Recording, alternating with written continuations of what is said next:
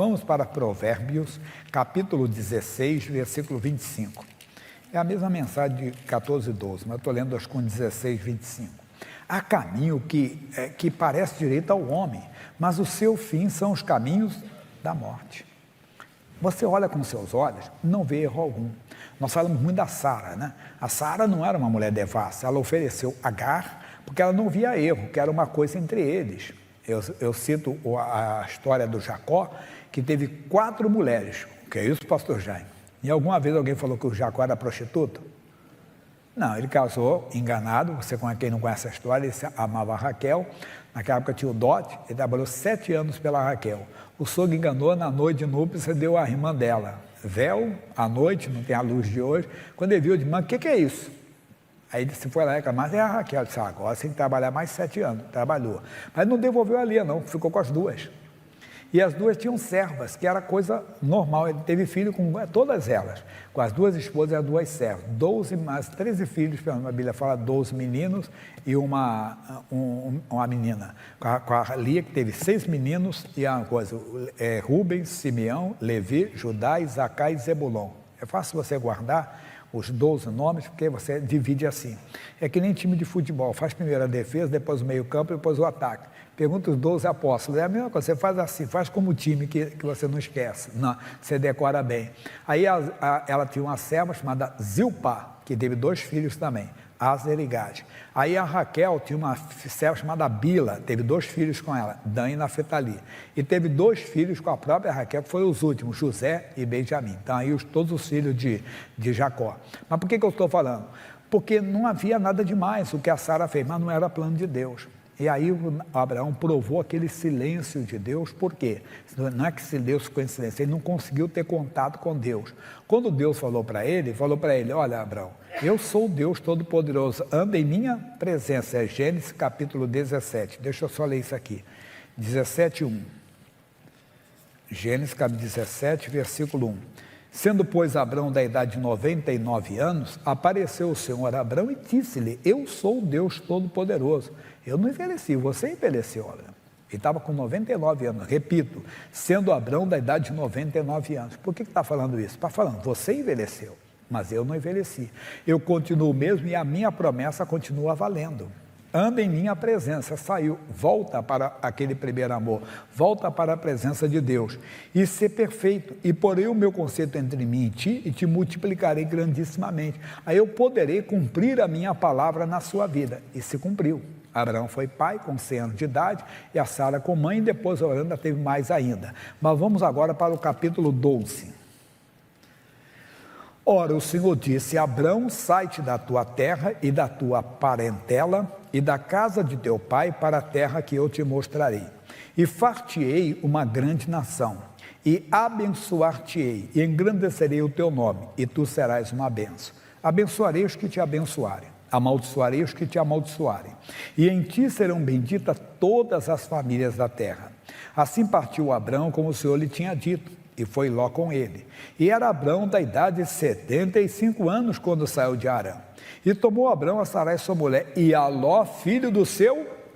mas Deus não disse, sai da sua parentela? Mas ele achou que não havia erro algum levar. Mas eu gosto de explicar que não sou contra a adoção, não, pelo contrário, é bonito, é um gesto lindo.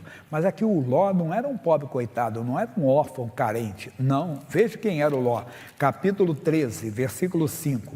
E também Ló, que ia com Abrão, tinha rebanhos e vacas e tendas, e não tinha capacidade da terra para poderem habitar juntos. Eu pergunto, Deus sabia disso? Sabia. O Abrão soube disso? Não, achou que não teria problema. Deus tem presciência, Deus sabe do que vai acontecer lá na frente, nós não. Quantas vezes Ele tentou impedir alguma coisa na nossa vida, nós passamos por algumas lutas, algumas dificuldades, porque não ouvimos. Este é o meu filho amado, ele ouviu, ele não ouviu.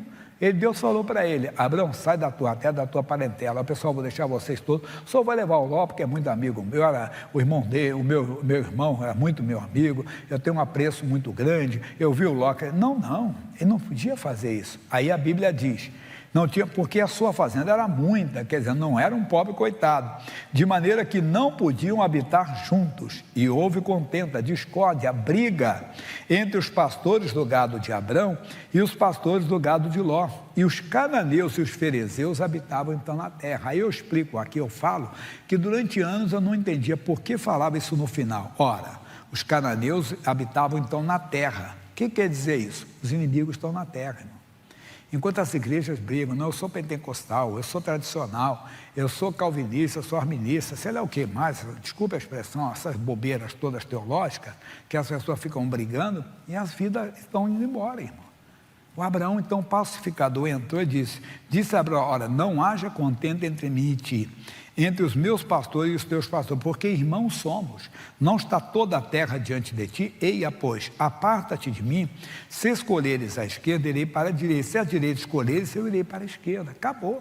O certo mesmo era o próprio Ló dar uma bronca nos pastores dele, mas não, mas o que eu quero passar para você aqui, é que tudo eles fizeram sem a direção de Deus, que eles acharam que não havia erro algum, há caminho que ao homem parece direito. Lá em Isaías capítulo 55, versículo 8, Isaías 55, 8, o Senhor Deus diz assim, porque os meus pensamentos não são os vossos pensamentos, nem os vossos caminhos, os meus caminhos, diz o Senhor. Porque assim como os céus são mais altos do que a terra, assim são os meus caminhos mais altos que os vossos caminhos, e os meus pensamentos mais altos que os vossos pensamentos. Então sempre vá no caminho de Deus, não no seu caminho, ainda que você olhando com os seus olhos não veja erro algum. A esposa poderia ter sido convencida pelo marido, mas vem cá, por que você vai numa igreja tão longe? Se tem uma igreja perto, mas é uma direção que Deus deu para ela. Ela sentiu no coração que era com ela, que ela poderia ser. Nós temos que aprender a ouvir a voz de Deus. Então, o caminho do Senhor é esse. Fique atento às direções que Deus lhe dá. Fique à direção. Eu não quero de maneira convencer você a nada. Você não tem que ouvir a minha voz, você tem que ouvir a voz do Senhor. Você tem que ouvir a voz do Espírito Santo, aí você será bem sucedido. Vamos voltar lá em Provérbios então, 16, 25, o que ele disse para nós lá? Ele diz, há caminho que parece direito ao homem, não tem erro algum, se está errado nem entra, né? Mas é coisa que você não vê ali, vamos dizer, transgressão à palavra de Deus, não vê nada demais. Mas aí você tem que aprender o quê? Mas o fim deles são os caminhos da morte. Morte aqui não é que a pessoa vai morrer.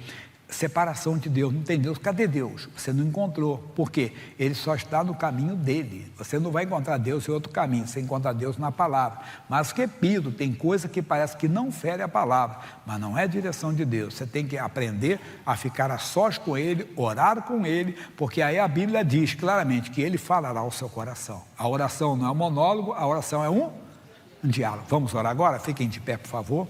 Quero que você se aproxime de Deus. Agora é hora de dizer não para o não. Pastor, eu não consigo casar. Deus quer mudar essa história. Deus quer reverter esse quadro. Eu não consigo, pastor, já me engravidar. Claro, tem que ter marido, tá? Não consigo segurar o bebê, tem isso às vezes, não é verdade? Tem mulher que até engravida, mas ela perde. Não consigo, entenda, respirar direito. Tem gente assim, não consegue respirar. Está com um problema sério. O outro não consegue levantar o braço, não consegue levantar, mas tem que levantar hoje. Eu não consigo dormir direito, meu sono é picado, eu não consigo, há muitos anos que eu não tenho aquele sono que e acordo, eu acordo toda hora. Um é para esvaziar a bexiga, inchaço na próstata, bexiga arreada, não é? O outro é ansiedade, acorda com pânico na madrugada, não sei qual é o seu não consigo prosperar, não consigo comprar isso, não consigo comprar aquilo, não consigo vender, não consigo dar uma causa, pastor, que eu tenho direito, mas não consigo, tem isso. Às vezes até uma antipatia, até de uma autoridade, não vai com a tua cara, mas não é coisa espiritual. Seja qual for o não, é hora de quebrar esse não. Fecha os olhos, por favor.